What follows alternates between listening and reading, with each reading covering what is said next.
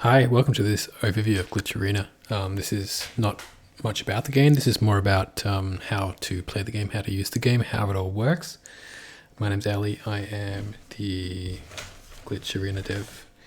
So we're going to go through basic items, armors, ammunition, weapons, and movement. So basically everything you need to know in order to play this game.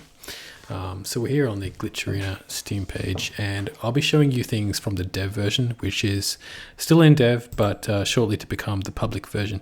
You may want to switch to this. You can do so in properties, and then betas, and then select devs. And then when you update the game next, it will update to the dev version, which does mean that it will download the whole game again. But it's actually quite different from the public version now, so it's probably a good idea. You just have to let people know when you want to play with them that you are in the dev version, because it is not compatible with the public version. Okay, let's load up Glitch Arena. So the menus are pretty straightforward. All the settings are on this page. Most of the things are set up as defaults are fine for most people to start with, but you can come in here and tweak some things like your mouse sensitivity, your crosshair, video settings. If you're struggling to run this game, you can click potato. If you have an awesome GPU and you love good input, you can click this faster input. And you can also, if you're struggling to get frames, you can reduce your screen percentage, and then some cosmetic things like brightness, weapon position. You can also, if you're a UT player, you may want to use double tap dodge. Single tap dodge is enabled by default. And there's a few other things here that you may want, like a smaller HUD or keeping the speedometer after the game starts. So you can join games via host or join. Profile has your replays. Let's just go ahead and start a game in one of the newer maps called Homecoming, which is still a work in progress, and go through some of the items. Health. These are the 25 health bubbles, so you can only pick these up when you have less than 100 health. Excuse me while I just go get a rocket launcher.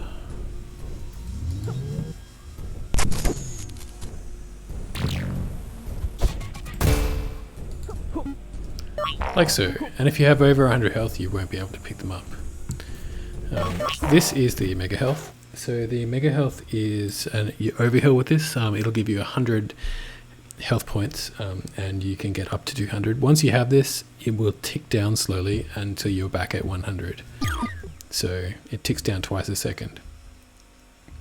Armors. These things I just picked up are armor shards. They are worth 5 armor points each. They respawn every 10 seconds, so if you're desperate and need some extra armor and nothing else is available, you can just hang around and get those. That is the 50 armor and another 50 armor. They might be a bit too close together on this map, we'll see. And they respawn every 20 seconds. Here we have our 100 armor, so this is the major armor item. So the 100 armor and the mega HP make up the two major items in Glitch Arena. Armor is a flat 66% absorption in this game. There's no difference for the different armors, and you can always pick up armor.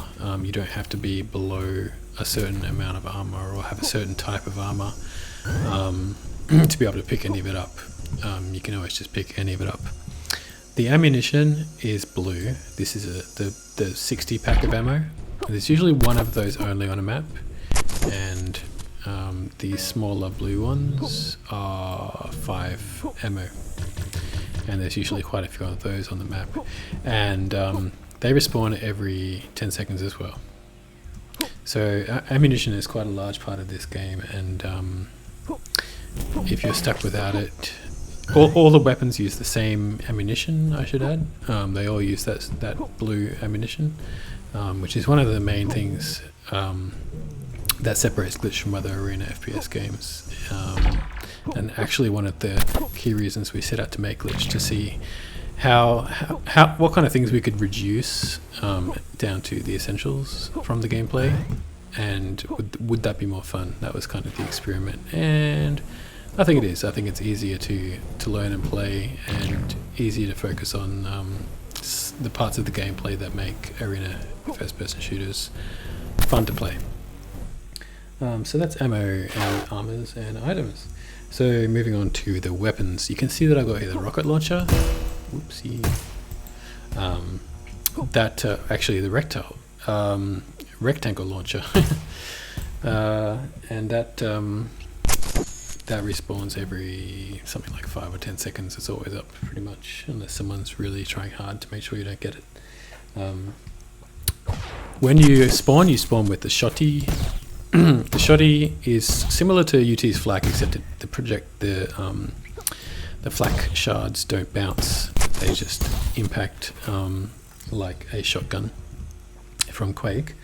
And this is basically a close range weapon. You can defend yourself very easily with this weapon. So when you've just spawned, it's something quite useful to stop your opponent rushing in on you, and they'll think twice about it anyway. And you can also kind of finish off people at mid-range. I think each of those things does 10 damage.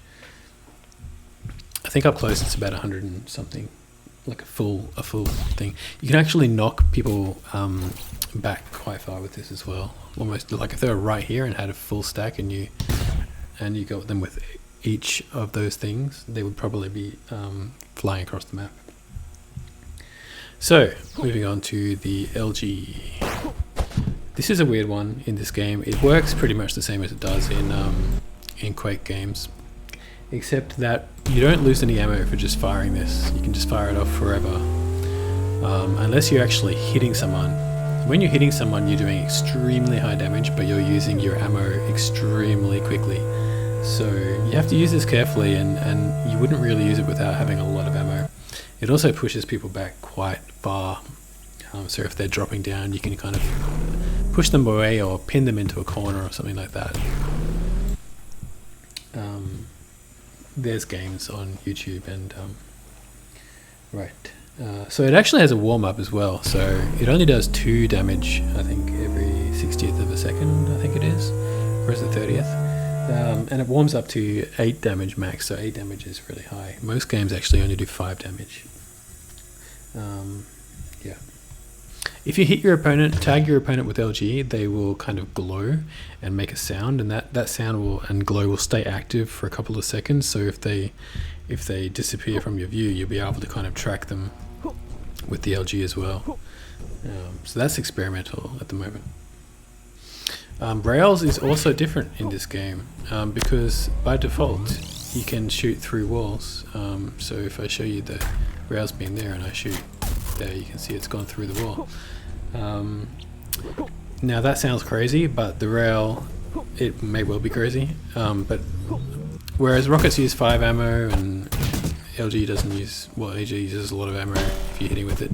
These are like 2 or 3 each. Rails is 10 each, so if you're using shots to try and guess where people are and through the wall, you better be pretty sure about it, because you're going to lose a lot of ammo doing that, especially if you do it repeatedly. You can also explode a rocket with rails to make a UT style combo, and you may be wondering, yes, you can do that through a wall as well. Let's talk about the nailer. I think this is the last one to introduce. The nailer is a nail gun. You can combo with the LG to get some movement around a map. How far it pops you up depends on how close you are and how many nails there are in a group. You can also do the same thing with rails. So if you hit the nails with rails, but it's probably preferable to use LG because you don't use any ammo doing it that way. I ran out of health. Yeah, alright. So let's talk about movement.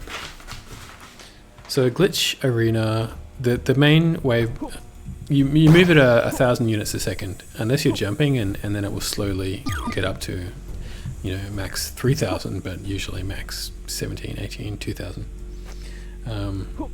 You do have a kind of strafe jumping, which you have which is inherited from Quake style games. I say inherited, but it's not really technically inherited because this is a different engine, and it's kind of an approximation of how that would work.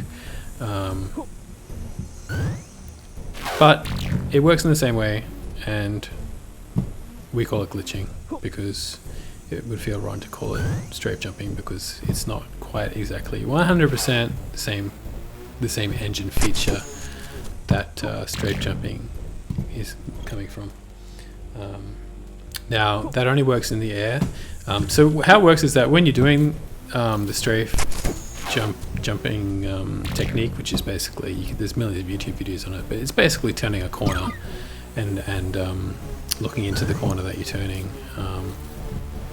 Now it's building up the glitch meter, which you can see in the bottom left, and when you stop moving and you're on the ground, that will go back to 0, and then you'll have to start building it up again, and that corresponds to how much speed you're able to go at, or how fast you can go.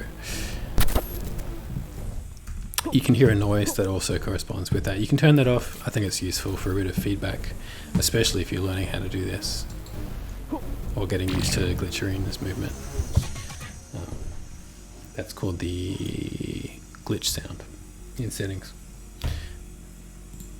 There we go. Okay, Dirk. Yeah. So we're experimenting currently with putting a bit of air control back in the game. We used to have a lot of air control, then we made it less air control, and this is kind of in the middle now. I think it makes the game more fun, easier to move, and I think that's good. I think games should be easy to play, hard to master maybe, but you should be able to focus on the gameplay rather than the mechanics, and that's another thing we wanted to achieve with Glitch Arena, and one of the reasons that we made it, or are making it. There is a circle jump in this game, so if you just jump, it goes at it'll slowly build up, but if you do a circle jump, you can hit maybe 1400, 1500 pretty quickly. And also if you're glitching around and you circle jump,